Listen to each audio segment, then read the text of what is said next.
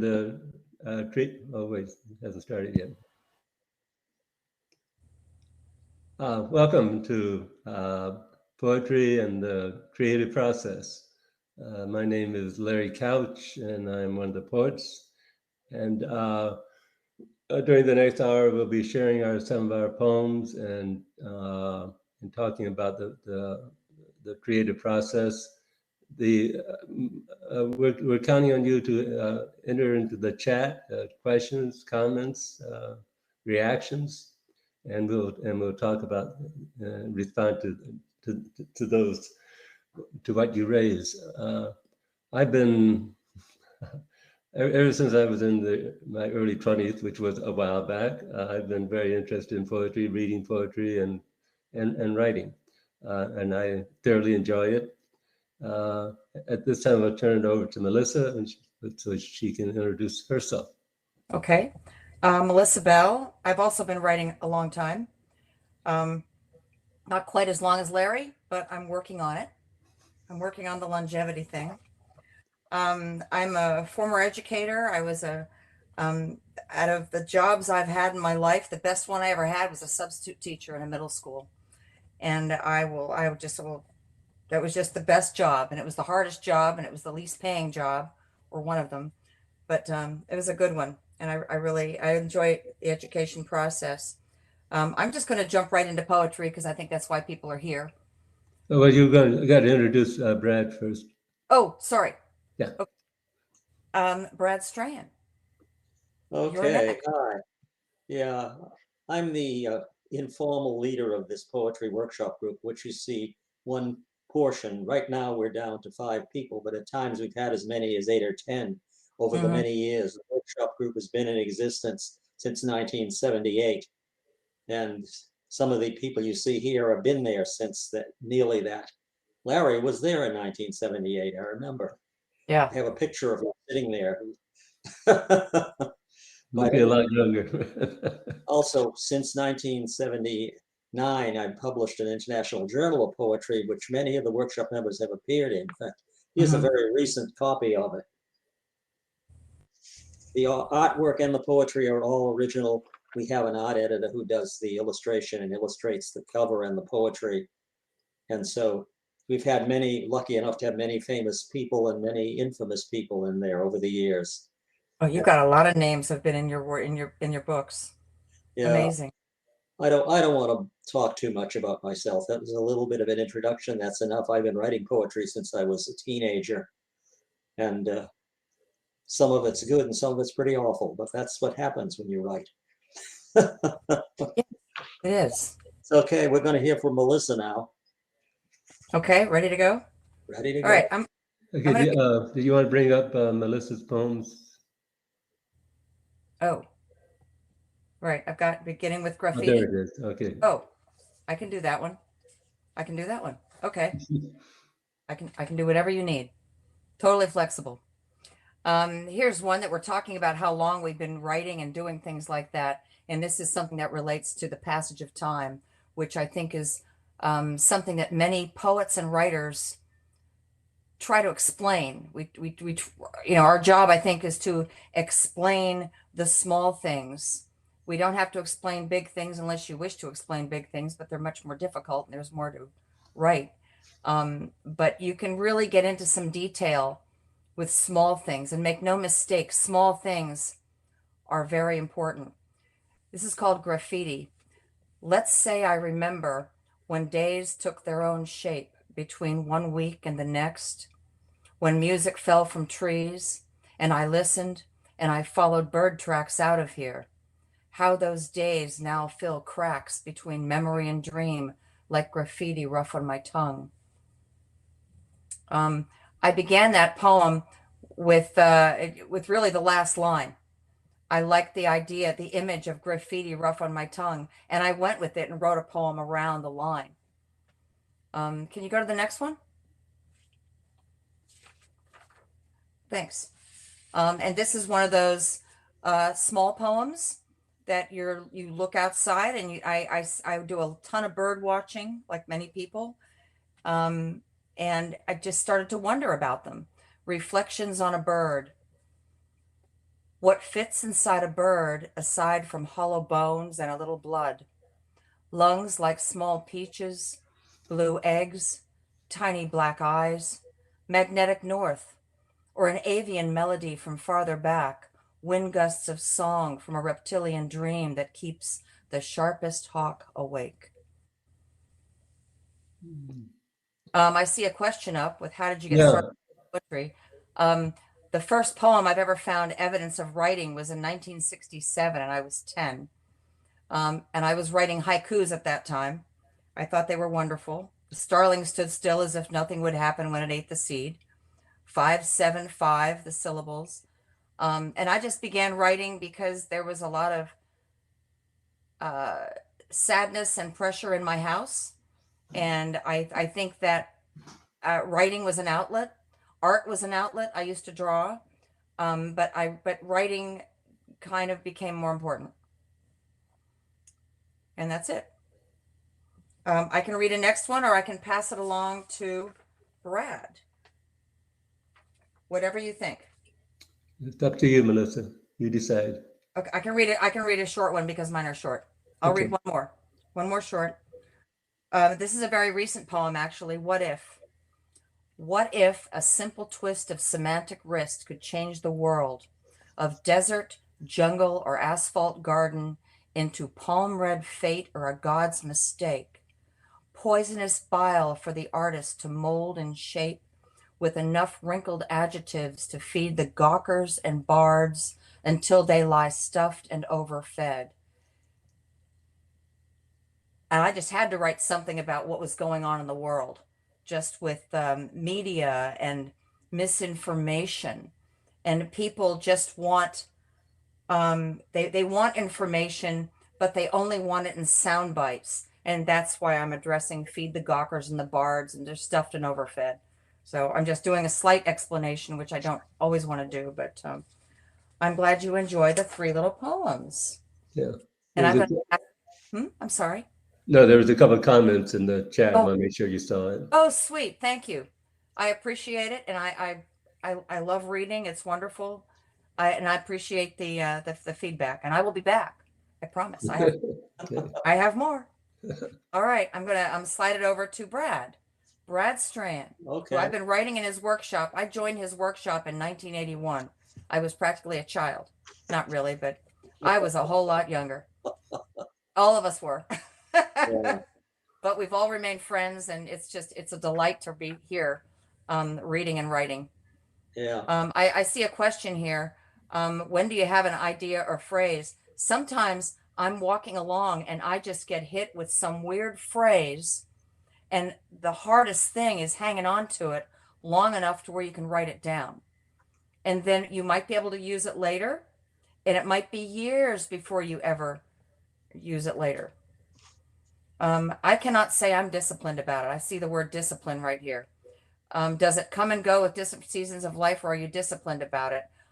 I can't say I'm disciplined, but I can say I'm disciplined in that. I mean, I'm not disciplined in the order of poetry and writing, and this is how you have to do it. I must have rhyming. No, you do not have to rhyme. And sometimes the most beautiful things are rhymes that are hidden, or rhymes that are not at the end of a line. I do tend to start with a line that gets in my head, but that doesn't mean that's the beginning of your poem. That's usually the line that you have to throw away, oddly enough. The one that's wonderful that you think, oh my goodness, this is the best line ever, and then you write a poem from it, and then at the end, that one line, the one that's the weakest, but it gets you in with the poem. Because once you start writing a poem, sometimes the poem, in fact, most of the time, it takes on its own life, and it gives you direction of where it's going. You can direct it all you want, but my feeling is it takes some you have to be awake, because some poems don't want to go in the direction where you want it to go. Am I right? I mean, right, Larry and Brad, yeah. they just sometimes end up somewhere else, and you have to go with it. The poem knows where it wants to go better than you do. It truly does. Brad, why don't you take over now? Okay, well, I'm glad you did one of those somewhat current events political poems. My first several are like that, because you talked about voting, and it made me think of politics. And so I picked a bunch of ones that are not necessarily characteristic for me. But anyway, this is a complaint, and it's referring to a lot of things, particularly things that have happened in the last few years prior to things that are current. Complaint.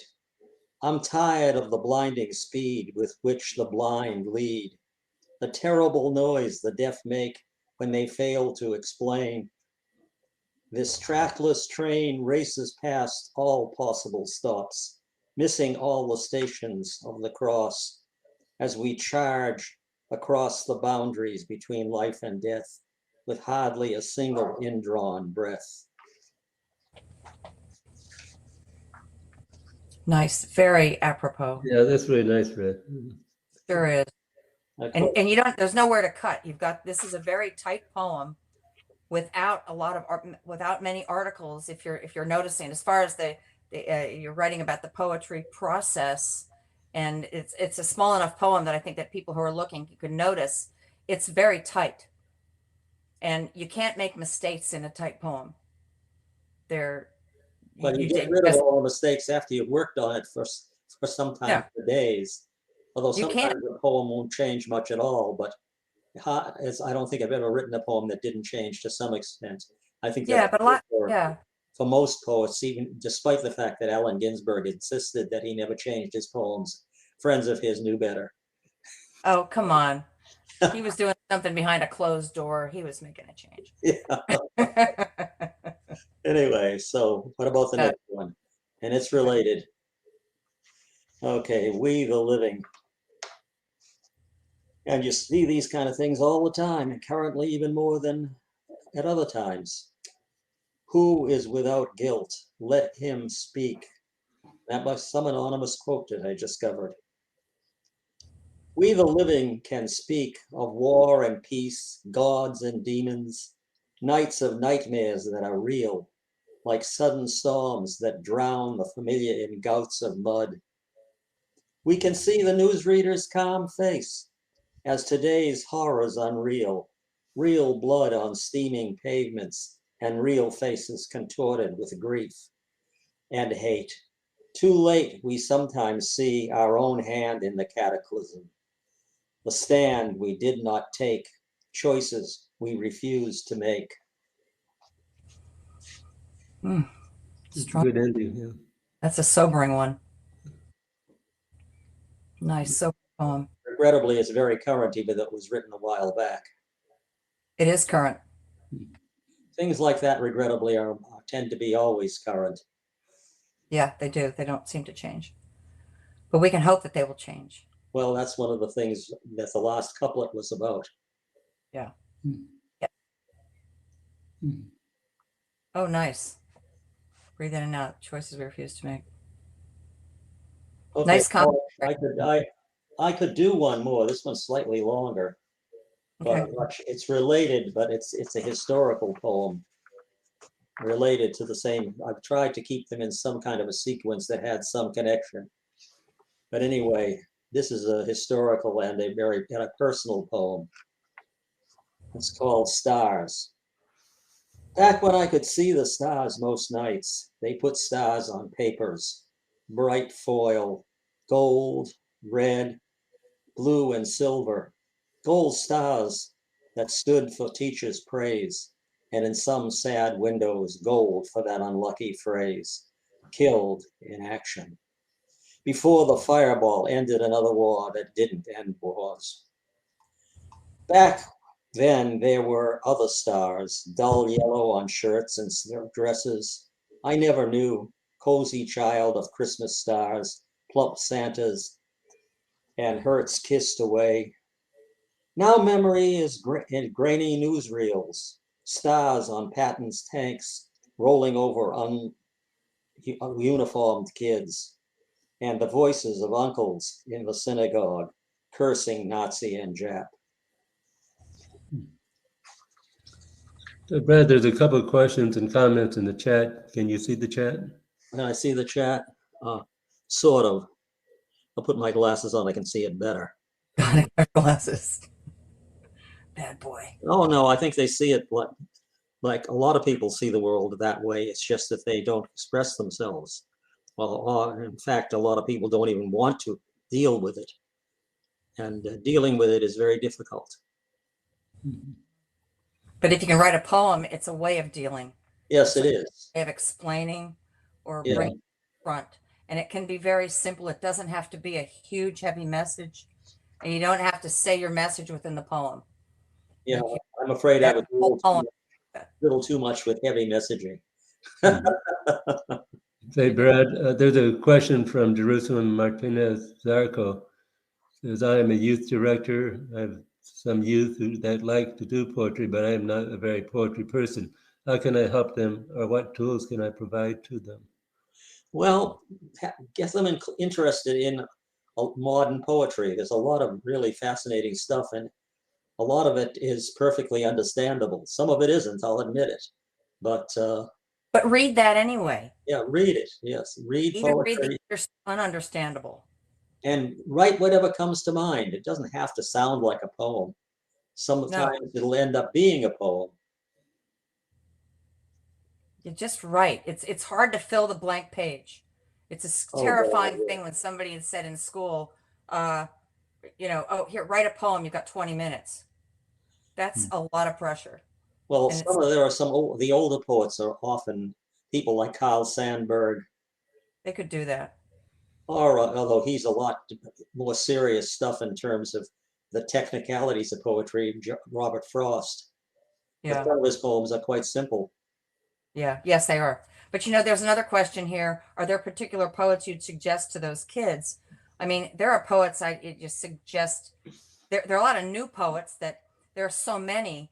I don't even know their names, but there are some fantastic poets who write. I know there's a poet, Mark Strand, Strand, and he has written these very brief poems, but they are very strong.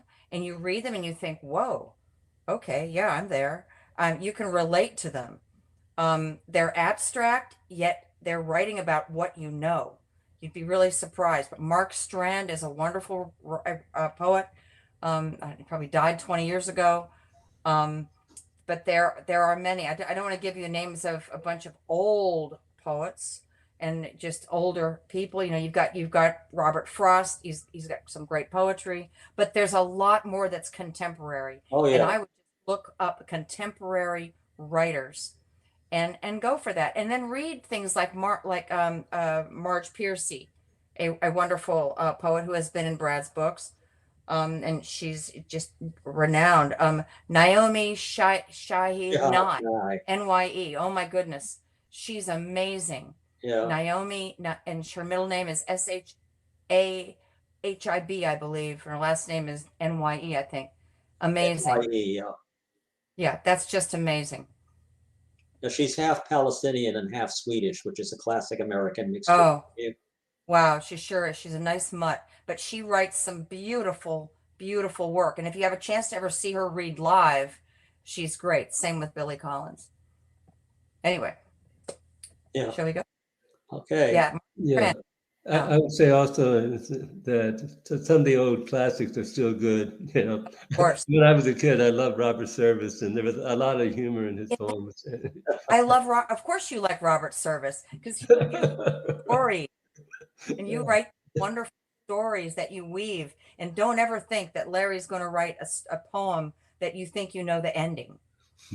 No, you won't. Because Larry doesn't either. The poem went on without you. I think it's your turn. Okay. So I'm going to read two poems. They're both sonnets. They were written a while back, and there's lots of advantages in writing formal poetry, and most people now write more free verse, which I do also. But it's fun now and then to actually sit down and try to write a sonnet or some other formal poem. This is Night Watch. Tonight the autumn wind blows drops of rain downwards to trawl their slow and painful track. Tribes of nomadic translucent insects that rub and stretch across the window pane. On desolate shores, the sand shakes its mane at circling gulls, while the wind whips the backs of forgotten beaches. There are shipwrecks beyond the silent frame of this curtain. A gentle voice urges me as I probe why hungry birds cry at the endless roar, to feel the rain and all else I can reach. With an empty bowl and clad in a robe of autumn leaves, the wind begs at my door. He has traveled all night. He has come to teach. Love the ending of that one because you don't expect to do. I just love that he's come to teach. It's teaching is not something we expect. Usually somebody brings something else, something tangible. At the time, I was getting instructed in some Buddhistic meditation. I think it influenced the poem. Okay, nice. Yeah. Okay, I can go into the next one. This is again another sonnet, again written a while back, but a friend of mine was getting married, and shortly after their wedding, I wrote this house blessing. For Lawrence and Donna. May lamps and curtains, doors and windows bless you and your family. Let morning light flood the rooms with gentleness and gladness, then be blessed again by shadows of night. That you know how powerfully you can bear each other's griefs, can touch, and in touching, hands lightly on shoulders, fingers on hair, heal childhood's wounds and the day's suffering. In silence of evenings, words whispered as days and nights succeed upon themselves, you touch the mysteries of each other, tracing a pattern of scars. That one word, touch, will embed itself in kitchen shelves and furniture. Now, rejoice as lovers. Anyway, so nice. Thank you. Melissa, did you want to move on? Sure. I've got the next one. I've got one, in fact, who did I want to? I don't know if I can go back up to the questions because I wanted to call out one person, Maddie Lindahl, I think. And it was about inspiration. And I think it was Maddie Lindahl, if she's here, had written about just about not having any ideas for a long period of time. I'm in that right now. And it's hard. You don't know. Sometimes I've come to the workshop going, I can't think of anything to write about. It happens. So you write about having a trouble writing, which is what this is. It's called Under Pressure. I write within the tornado of my family underfoot. I seize any pocket-sized word from the lowest of branches, pull at a bulging root for the sound of an idea, because this is what happens when you try to squeeze a poem from the bones of a tree.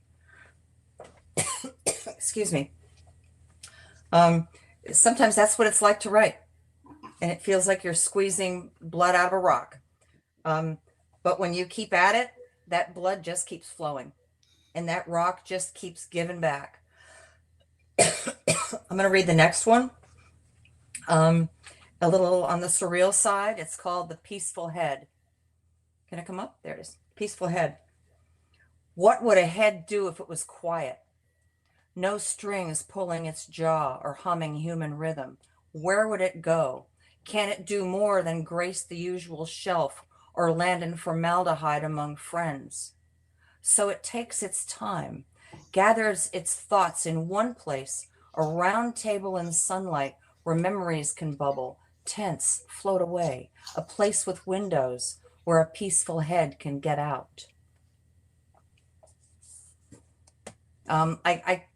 This is one of these things, if you're curious about the idea of this is when someone dies, supposedly you want to leave a window open so they can slide away.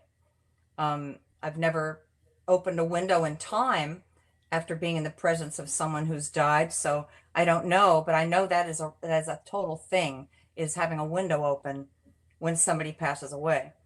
I think they get away anyway, so it's really okay if we don't open a window. Am I doing another one or am I passing along? Your call, Melissa. Do we have time? Okay, I Yes, think we have time. I'm going to read. This is about one of the most wonderful people in my entire life, and that was my grandmother. And this is as far as the writing experience.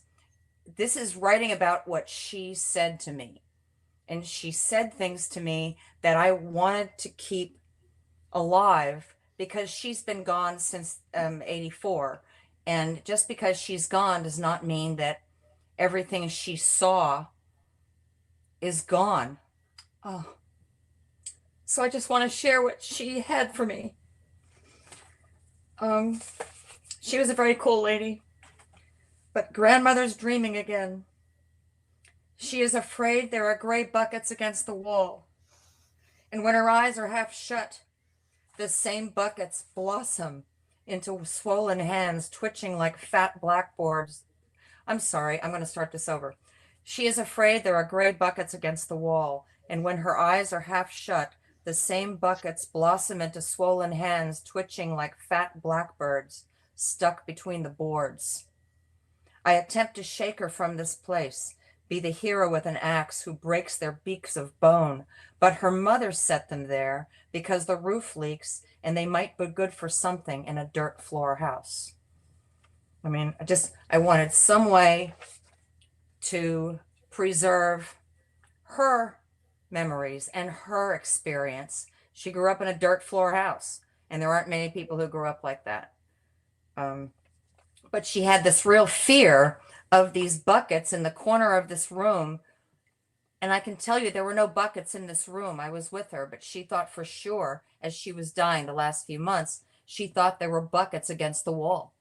And she was convinced they were there. So I thought, well, this is definitely a poem. And that's how we write. You see something, you get exposed to something, and you go, whoa, preserve it. And it doesn't matter how grim it might be or awful. Go write about it. Just simply write about it. It doesn't matter if it's good or bad. Get it on paper. You can always go back and change things. Anyway, I'm going to slide this over to Brad now. Okay, well, thank you.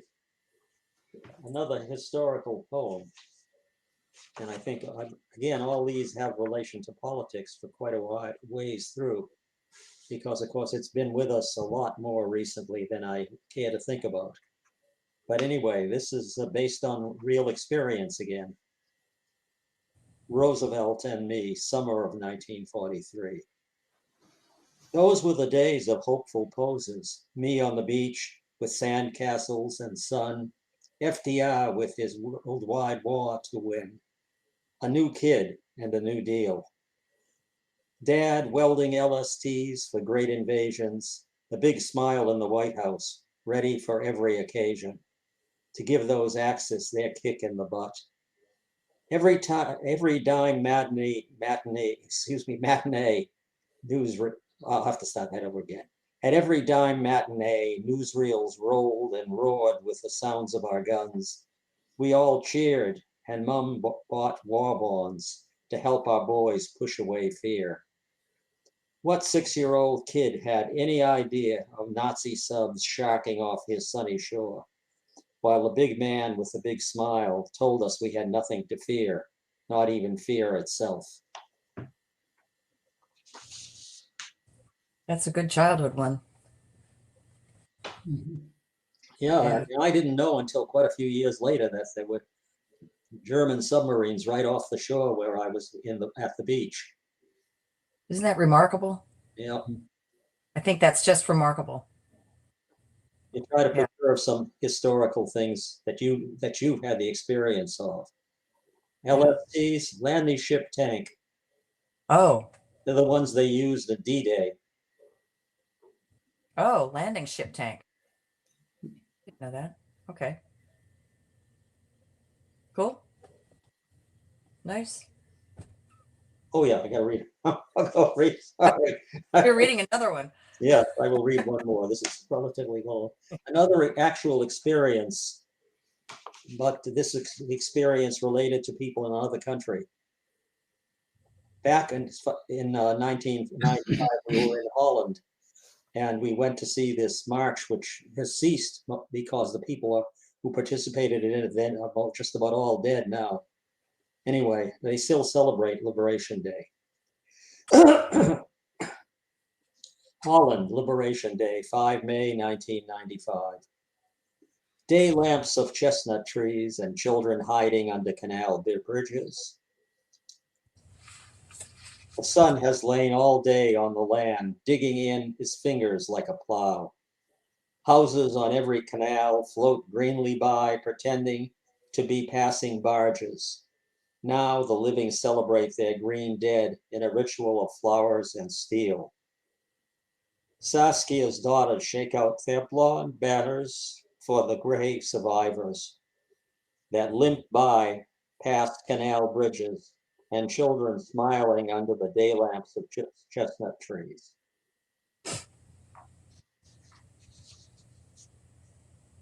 If you've seen chestnut trees in Europe, certainly in Holland, when they're blooming, they almost look like lights.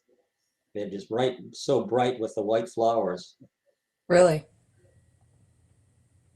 Nice. I think 2 is enough of that, and I'll read some more next time around. All right.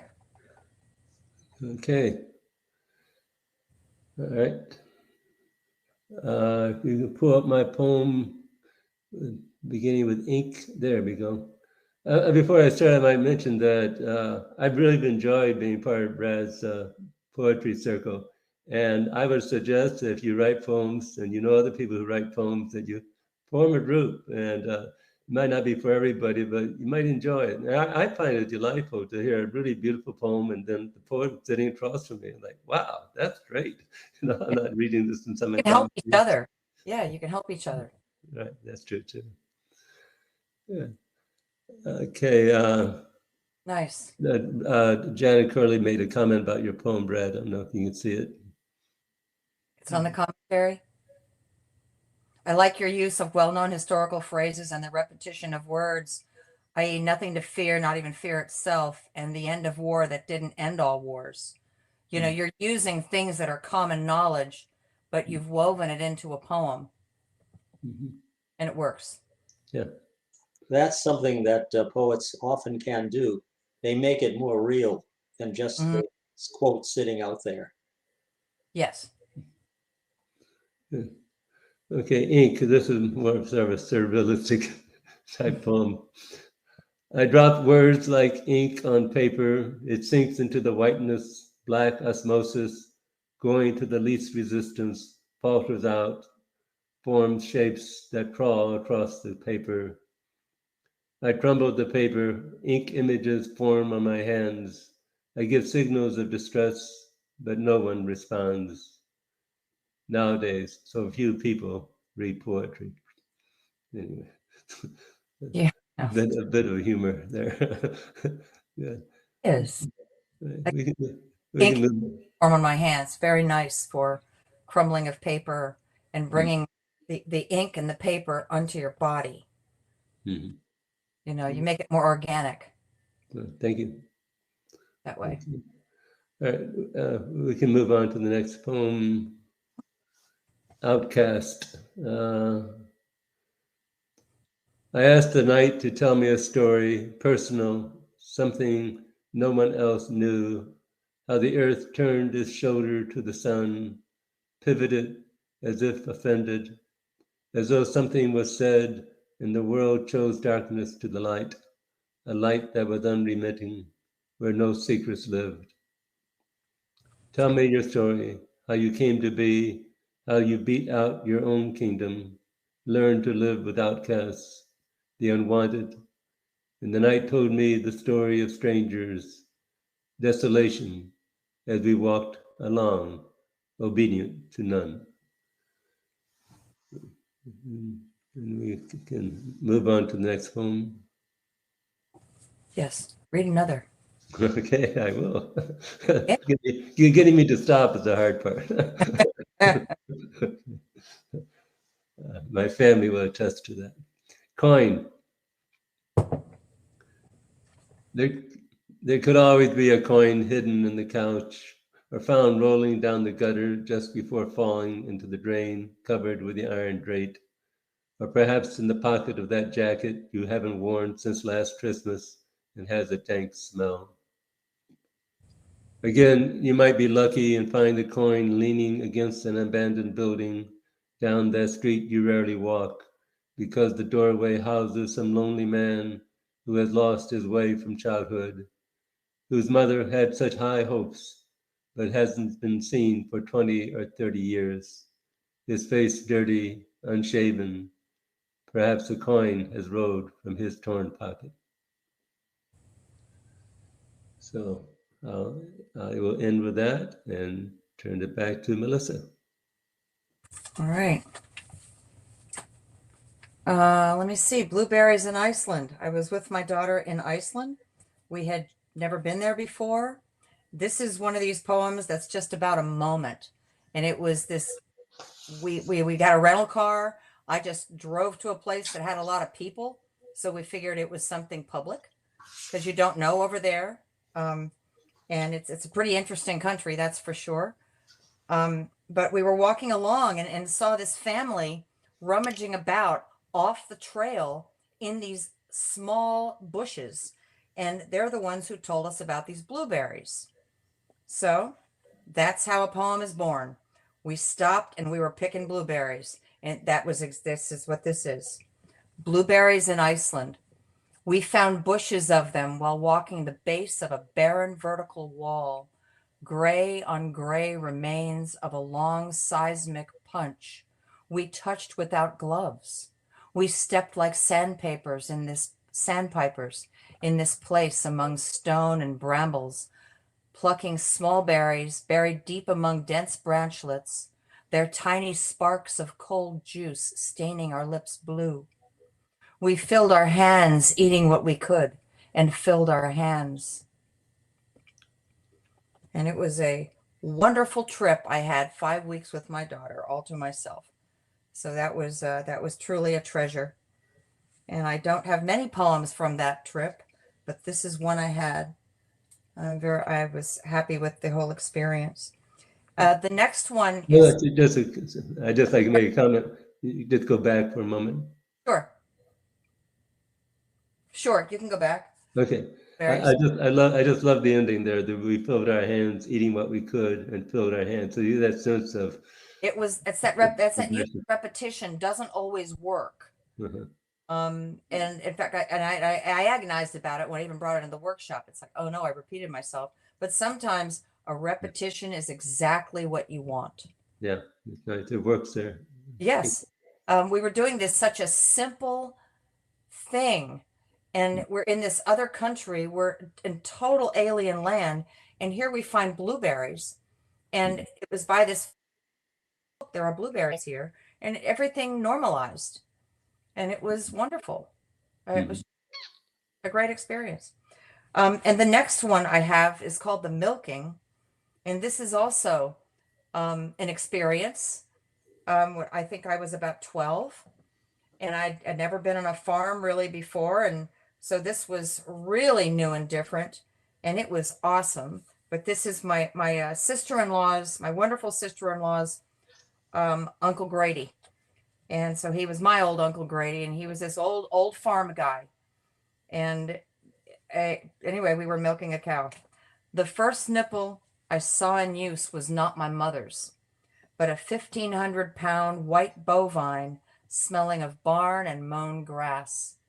I couldn't do it properly, not having the right squeeze pull. So old Uncle Grady put his farm hands over mine and moved us like pistons until the bucket was full. I sat back as he turned the teat toward me, arcing a thin, sweet stream into my open mouth. I can still taste the milk, warm as a body. That was truly the most surprising thing. And that's why I wrote the poem, was that I didn't know that the milk would be warm. Yeah. Of course it's warm. It's really fresh. And it was sweet and it was almost clear. It looked like skim milk because it doesn't look like the milk we have. But it sure was, that was a special event. Yeah, one of the important things about that poem is the use of taste. It's so often used in poetry or in any form of writing, whereas taste and smell and touch not is more common, but taste and smell are not so commonly used, No. and they're so evocative. Yeah, we can taste something and we can go back to a certain time, very specific, an afternoon. It's like music. You hear music and you go, oh, whoa, driving school. You just hear something and it takes you somewhere else.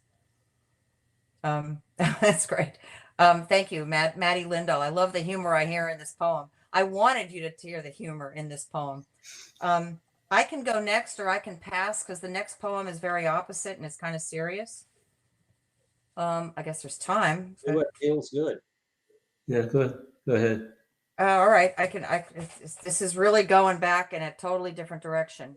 This one, about 2 months ago, I had a medical event happen that changed everything, and it was very unexpected.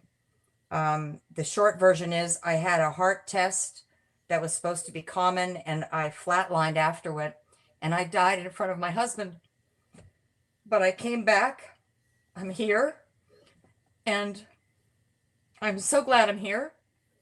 We are too. But I flatlined and I wrote, the weird thing is, this is the poem I brought to the workshop. Most of it is what I brought to the workshop about 2 days before this incident happened in February. And I was really surprised that, wow, I was writing about my experience that I hadn't had yet, which is very strange. I've been writing about death, and death has been a thread for me since 1970, maybe even before. And it's not something you write about all the time, but it's a common thread. And when it bubbles to the surface, you take it and you write about it when it wants to be written about. And this is one that wanted to happen. I've wanted to describe this moment because I was there and came back, and I remembered being there. I saw things, and I'm able to come back and I just tell people there's nothing to be afraid of at all, not in the least. There was no bright light. I can tell you that. If anybody's wondering, was there a light? There was no light. It was darker than pitch, but there was also absolutely no fear. And that really made me feel good. There was just no fear. But I saw it's a very strange place to be, to die and then come back. I don't know how, there's no other way to put that one. Flatlining. When body separates from blood and love, in that pinch of moment, narrow as a slice of light, how swiftly the underworld ripples toward the husk unique as a flake of snow. Because we're all different. Every one of us is something that's different. Mm-hmm. And I was there, and it's like the underworld was bubbling. It knew I was there. I felt it, and then I ended up back here, and wow, what a shock and what a surprise. Because it would have been fine if I'd stayed, to be honest with you. It wasn't bad. So it's not scary. I don't want to go into it a lot because I know people get freaked out and they don't want to talk about death and all that. But, it's coming for all of us at some point. You put it off as long as you can. But it's going to be okay. That's all I got. It's really okay. I was really, I guess it's kind of unique that I actually got to write about something after 40 some years of writing about it. And then I actually got to go and have the experience and write about it. So I don't know if I'm going to write more about it because I feel like this kind of explained it. But anyway, basically, this is what poetry is. It's what we do. We write what we know. We don't write what we don't know. It's going to be a lousy poem, and it won't feel right if you write what you don't know. And if you think you don't know anything, you know a lot, and you are wrong. Yeah. You are so wrong. Even if you never leave a room, you've got a whole room to write about. There's a lot. There's just an awful lot. You can do this. Well, Anyway, I'm going to pass it along to Brad after that one. well, what I've got doesn't, can't compare to what you just did. But anyway, it is very important to note that pretty much most poets will agree with this quote from a Japanese poet of the 18th century who said, all poetry is about love and death. I believe that. It is, even if it's love, but we're writing about birds or the love of the outdoors. We're writing about love. We're constantly writing about life. Yeah, So life or death, one or the other, or both. Right. Well, life is love, and yeah, it's all good, and we all go with it. Yeah, well, this is somebody who died a long time ago, but is still a monument in a very. Right. And I was lucky enough to be one of the people. I was just in college at the time, and it was the first election I voted in, and I was part of one of the committees in the local area who worked to elect John Kennedy.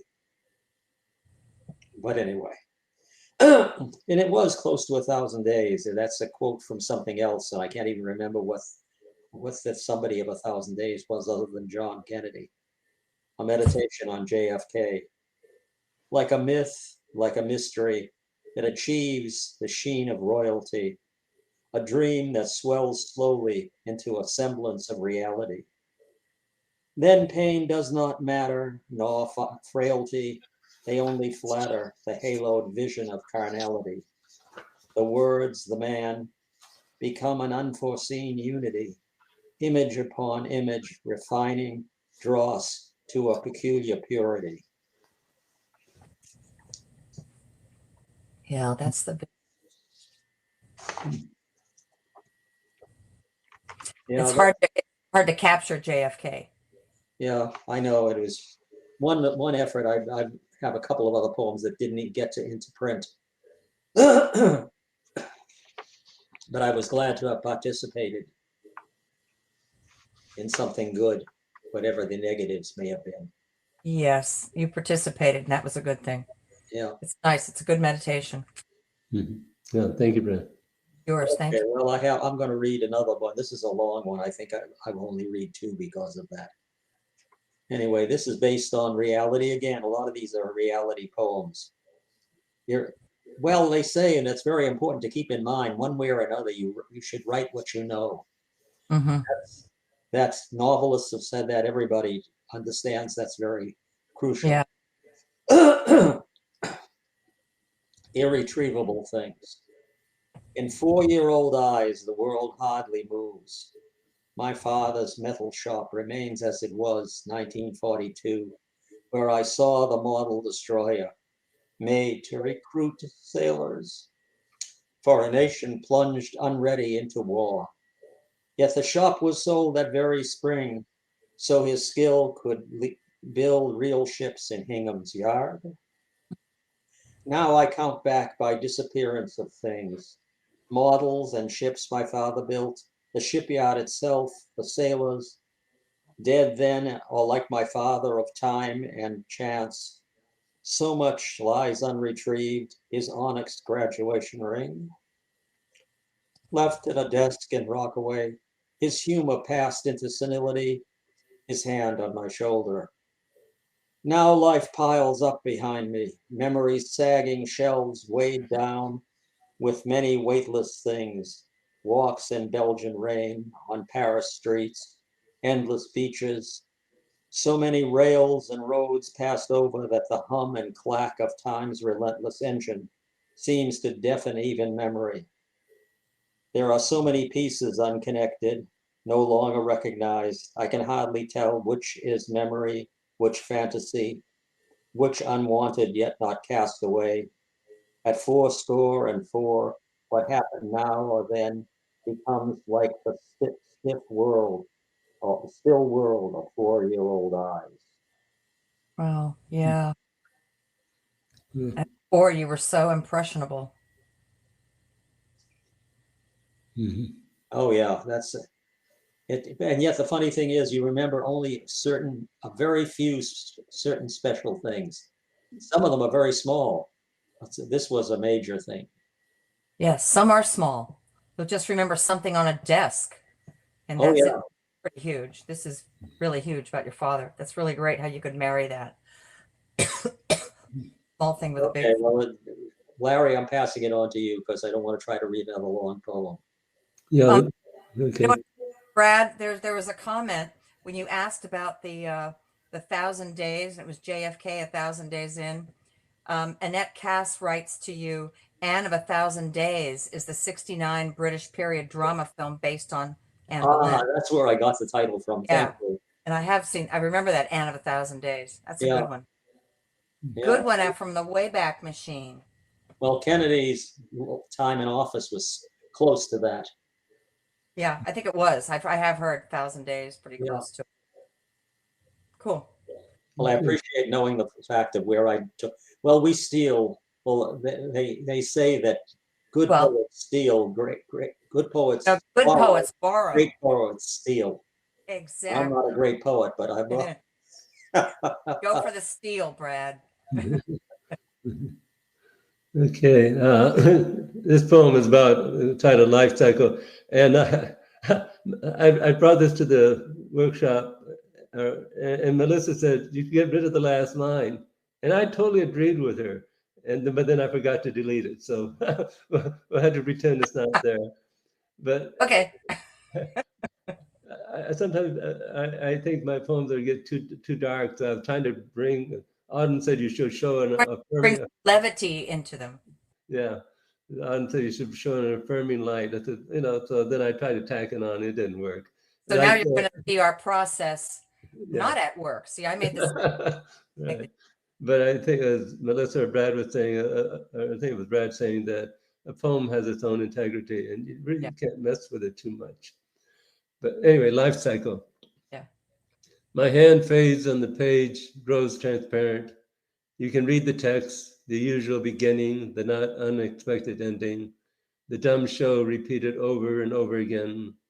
There is no hero. Now my whole body is so thin, transparent.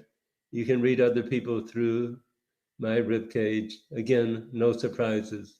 The usual friends drinking, the desperate laughter. Now people can walk through me, shake hands, not notice the shadow of my body. I raise my hand to complain, but it is too late.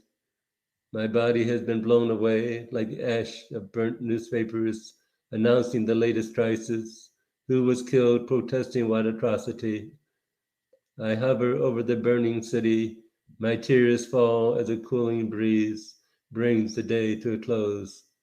Now I am totally gone, not even a shadow. What was left of me has long since been devoured by the night wind. So thank you, Melissa, for your help on that poem. You're on mute, Melissa. Oh, I wanted to comment on that. That's Janet Curley, and that's a common thing in poetry, particularly it's Scandinavian poetry does that a great deal. They repeat the beginning of the poem at the end. Mm-hmm. That's not what this is. I love this poem ending where you did. I just find Been Devoured by the Night Wind to be an extremely powerful ending. I like it better too. But Brad, you were talking about your poem. That was good too. Mm-hmm. Yeah. Brad, I think you're on mute. Brad, you're on mute, Brad. I said I shouldn't have broken in the middle. Oh no, that's okay. That's fine. It's just like our poetry workshop. No structure. I will read one more poem. Okay. It's a short one. Stillness. White snow on the bird's wing and on the branch. When the wind brushes past the leaves of winter, neither the bird nor branch appears to move. Okay. Nice. That's almost like that's like a long haiku. Yeah, right. I don't mean long like, oh, we're dying. It's just this wonderful image. No, thank you. And I enjoyed it. Lovely. And actually, I was going through my old poems. I came across that, and I thought, yeah, I hardly remember writing that one. It's nice. At least I thought it was, anyway. Yeah. Nice comment. I like the last line. It speaks of resurrection. Yeah, that's nice. Thank you for your comment, Domenica. Yeah. Go on. Okay, we can move on to Melissa. Okay, and back to me. I've got 3 left. I won't read them all now, but I'm trying to want to go over time.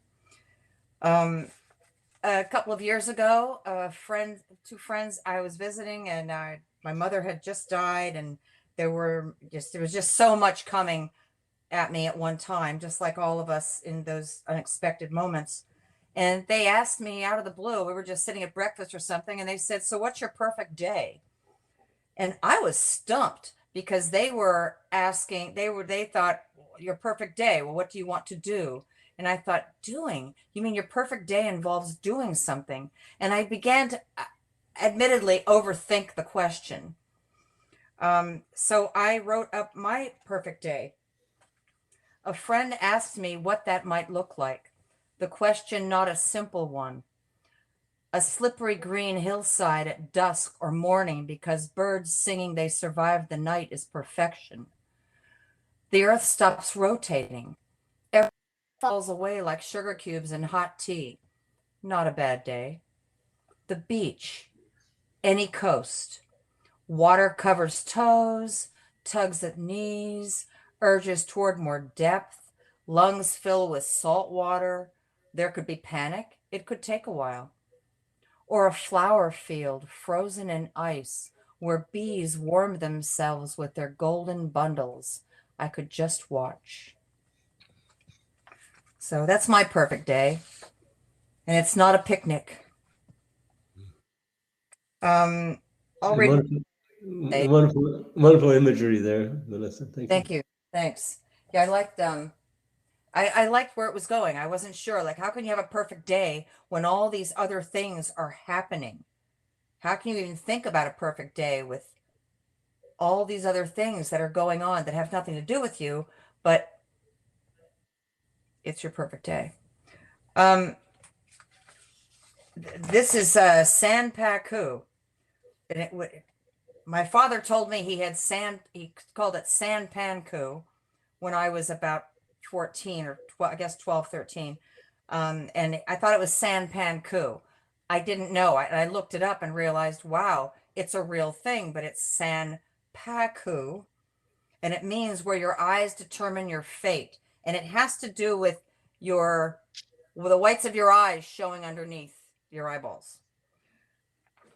First, you showed me white crescent moons along the bottoms of your eyes. You pulled them down with your fingers, your red-veined eyeballs rolling up while I looked hard at the sliver of white above the lower lash. Then, everyone whispered while you drowned like a fish in a shrinking puddle, bits of air drawn in, one bubble at a time, until little Jimmy's dead ruined the room. It was done then, and in your mother's words. That was the death of my father. And I just wrote about it because it was quite a moment. And that was the first thing that my grandmother, Mrs. Bell, said that about her son. So not everybody is kind and nice. So it's very nice, good to surround yourself with good people. I have one poem left, so I'm kind of inclined to save it for the next round, if that's okay. Sounds good. Yeah, that'd be nice. Does I that don't work? know if anybody noticed, but my computer decided to cut me off completely for a period of time. Can you get to me? Can you get me now? Yeah, we see you and It's hear you. Brad's poem. I won't do mine. Matt. Thank you about sugar cubes and hot tea. Janet Curley made a comment. Well, it's nice to end anyway on a poem that's rather, in some ways, lighter, even though it has a serious ending. Yeah. So anyway, The Hero with a Million Faces. That's Joseph Campbell was a academic who studied myth and legend, and he came up with this idea that there were heroes everywhere in all cultures. And you have seen him stumbling down the street, his bottle of secret elixir disguised in a brown paper bag. You have heard his voice on the radio as Jack Armstrong, the all-American boy. His dreadlocks sway as he sings Rastaman. These are the times he arrives in his long red cape and Groucho glasses to proclaim the coming alien invasion of some invasion or the subliminal broadcasts that steal your thoughts. He understands all the languages of Babel, writes his notes in Egyptian hieroglyphs. You can hear the splash as he tells of the crocodile's leap, or the almost soundless shush of the falling of the sacred feather, Ma'at. Now he is creating his secret space patrol. Martians, Venusians, Jovians, beware. He will confront the evil genius, Dr. Doom. He will bring Fu Manchu to his knees. Even the Terminator cannot resist him. He is the friendly, bumbling delivery man who brings you packages so light and mysterious that they must contain tiny zeppelins or expandable passages to the fifth dimension. Give him your lunch in a plastic bag, your face to add to his hoard of disguises, your heart because he can sing All You Need Is Love, like the four Beatles reunited. He has laser lights in his earrings, cosmic rays in his eyes. He can see through your bikini, through your burqa, through your excuses for hating too much and loving too little. Drink his elixir, absorb his message. He will pass you only once. Love that last line. You just grab this, you will pass you only once. And it makes you want to read it again. Yeah, exactly. Right. Yeah. Well, everybody's going to have a copy off there, so. Very nice, Brad. That's I enjoyed writing that poem. It was a long time ago, though. Mm-hmm. There's a comment from Marie Lucy. Hi, Marie. Nice to see you. That's a nice comment. Yeah. Good. Okay. Yeah, we do have to move quickly from one to another, and it is hard. We're trying to explain in between. I hope that's helpful to kind of talk about the process of writing without going on about it, because I think it's more important to hear the actual poems. Mm-hmm. Jump in there to write. It's not a scary thing to do, to write a poem. Yeah, Marie Lucy is a poet too. She's written wonderful. some nice poems. No, it can be a very exciting thing to write a poem when you feel yes, you've gotten something the way you wanted to say it. It doesn't matter if somebody else doesn't care. Yeah. It's you're the one who are writing it for yourself. Right. What's helpful, I find, is that we have a workshop. We have a workshop. For us, it's the second and fourth Tuesday of a month. And we've done it for the most part like this for decades. It works for us because we know that's the expectation. So when you know that a workshop is coming up, the pressure is on to produce something. Yeah. I'm answering the question here. Where, when, and how often do you write? I know some people are writing every day, but you know, you can, and that's wonderful when you have it going and you can write one poem and it's still in you and you go, whoa, grab that feeling and write a second poem. Mm-hmm. Because then all of a sudden that's done and there's this overwhelming sense of you finish something. So you walk away from it and you have to get back into it. You have to make yourself do it. And take advantage of things that you just observe on a bus or going down the street. Anything, just observe and start writing about something small. A couple of animals. I mean, I find it hard to write about flowers, but I think somebody else could probably write about flowers. But you know, it's kind of a static thing. But there are things that happen all the time. You know, in the backyard a few weeks back, my daughter's at the back window and she said, "Oh my gosh, come here. There's a hawk and it's got a bird." Ugh. So it's horrifying. But, you know, the whole time I'm watching this, it was a Cooper's hawk and it had gotten a hapless starling. Starling was no more by the time I saw it. But you see that and now I'm thinking, this is such a poem. My daughter was horrified, but I'm thinking, how can I write about this? You know, that's how it works. You know, how can you write about this? You don't want to be an ambulance chaser. That's not good. But, you know, you just come up with things. And plus, it's imagination. The Yeah, next well, poem is totally imaginative on my part. It's just imaginative. And that's my last poem, and it's the one I'll finish with. Obviously, it's my last one. Um, I think I've got that. I'm on one more. Oh no, I'm not on next. Okay, I just have two short poems. I just Not like to. thought I was next. I'm That's chattering. okay. These are short, but I just like to comment about our poetry group. Is what I find really good about it is it gives honest feedback, but at the same time, it's very supportive and affirming. And so, if you want to join a group, find people who are honest, but who are supportive also. They're And, not going to just listen to everything you say and say, that's really wonderful. And that's it. Oh, I love this. It's wonderful to say that, yeah, but it's not helpful. right. It's wonderful. Why? Yeah. Why does it work?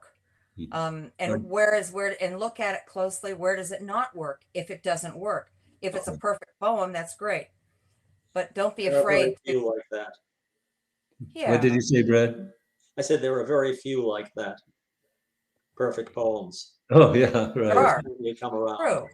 Yeah, Yeah, there's something that's got to come out. Like you don't need this word or that word. And yeah.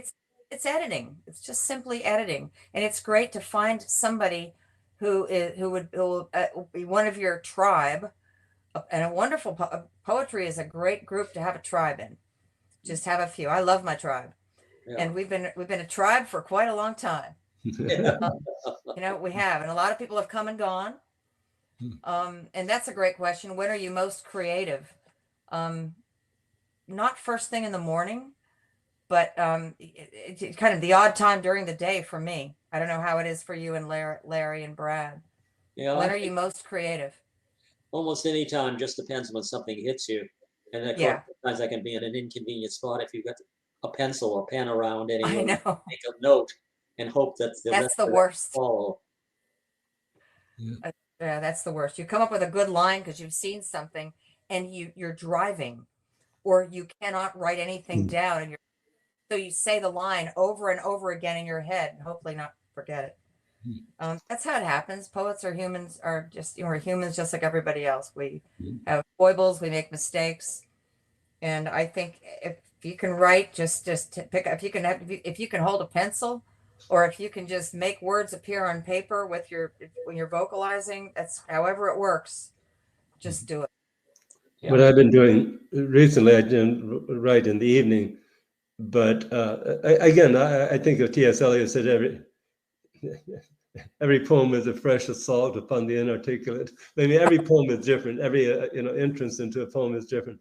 But what I've been doing recently, just doing speed writing in the evening, just write without thinking, just that one word. Because again, poems are not so much made of ideas. Poems are made of words, and you get the words on the Yeah. paper. Then later, I might be able to find a poem within, Mm-hmm. Oh, that's an interesting way to do it. or maybe not. We've But all that's my whatever works or done doesn't work. Right. Okay. Well, this is another short poem. I'll read this and one more. That'd be my contribution. Morning. This morning, after the spring rain, I saw what nature had done to a bare branch, 1,000 droplets of water catching the light, hanging in splendid grandeur, alone in the park. Was this designed for me? I know it's arrogant to think so, but I was alone. It's another one of these poems that's a moment. Yeah. Oh, right. Yeah. It's simple and it's simple beauty, and you just caught it. Thank you. Okay, I'll just read one more.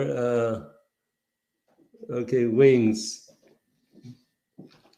Pegasus, Mercury, Icarus. What wings will come to me tonight? Yes, I would fly too close to the sun. Let the wax fall into the sea, or be a messenger. Then let me straddle that white horse, ride on the uncertain wings of words. Okay, well, thank you. So, Melissa, do you want to move on to your poem? Sure, I've got one left. Um, Very nice commentary that's coming in. This is called Trash Dance. I actually wrote this a while ago, but then I kept revisiting it over the years. I always liked it. It was just a surreal image that I always had and liked it. Trash dance. A single tissue waits for a man to return after the same long day. The man spent an afternoon vacuuming every leaf front and back gently as a baby, only to find riffraff on a short branch, there like a lover. The man is enraged he has litter in his tree. He shakes the tree hard, climbs on a box. He pokes the tissue with a stick. He gets a ladder. He's serious. A boy's cap flies past with a boy following. The man takes no notice of the boy's steps, just hears flapping white tissue that won't leave him alone. The boy is drawn to the floating tissue, finds a rock to help the man. He aims and misses. Dismayed, the man is now alone, goes to bed bothered. The tissue love twists under the moon until the man wakes up, sees trash in his tree, and flies out the door with a nightcap. That's my final one. That was just a fun one to write. I bet it was. Just a fun one. A little surreal. Lots of weird things happen. But it was a lot of fun to write. That's it for me. I don't have another. Did that? I was good. I'm Brad, glad you enjoyed it. Brad, do you have another offering? I don't think it's, there's one more, but it's the last one. And Great. this is short, so that might be the one, the door to tomorrow. I suppose that's a good one to end on. Okay. I've always written about doors, somehow or other, one's closed, one's open. And the ones I think of the scene from Yellow Submarine where they're running down a hallway with doors. The door to tomorrow. If I could hold that heavy door open long enough, I might see into the room where I was born and walk through one step at a time, one room after another, till I come to the door to tomorrow. And there was a great dark ocean, and on that rolling sea floated all the doors I had ever opened. And I realized they all led here. That's a powerful one. When you get to a certain age, these ideas come to you whether you like it or not. Well, Right. at the certain age that you can write like this, and that's the beauty of it. That's a huge gift. Good. I love it, and realize they all led here. Very nice, very nice. Thank you, Brad. Before we end, I'd like to throw special thanks to Fran Eskin-Royer and to Matt Smith. Mhm. Matt Smith agreed to do the techie part, which was a Yes, godsend. thank We were quietly panicking over the idea of it, but Matt came to the rescue. So thank you, Matt. Okay, well, good night, and keep writing, everybody. Is there one more from you, Larry? Nope, that was. I'm done. Oh, we're done. We have all our poems. We are done, and we're done. Thank pretty you much all. on time. Thanks for Yeah. wanting us back. It's Okay. been great. Thank you all for listening and being patient. Thank Right. you. Great stuff. Great stuff for all of us to spend an evening. This is just wonderful. Thank you so much. Appreciate it. Okay. All right. So are we off?